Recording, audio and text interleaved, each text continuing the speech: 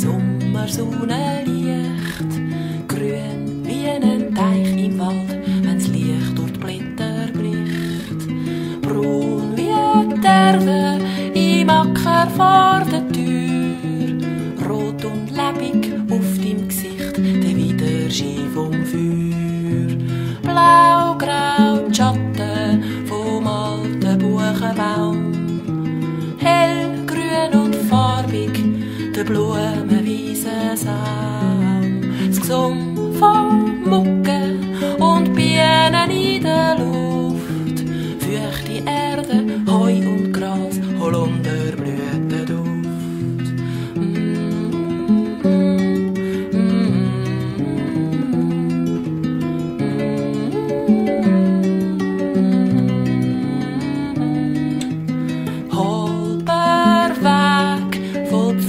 Stein und Staub, braune Blätter, Holz und Moos, ein Morchelpilz im Laub. Quellen, Wasser, frisch und eisig kalt, Füchs und Hasen, Reh und Käuz, wenn's Abend wird im Wald. Tannen, Nadeln, als Teppich braun und weich, ein munziges Murmelbächli, gestaut zum kleinen Teich.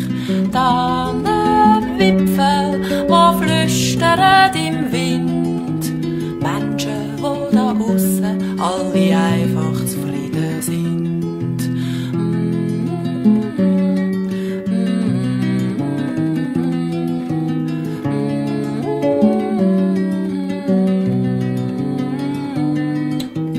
Das offene Feuer, wo Licht und Wärme bringt, rauchig schwarz der alte Topf, wo's Wasser drinnen sinkt. Draussen die Nachtruhe und das helle Sternenlicht, drinnen beim Petrol und Kerzenschein eine Geistergeschichte.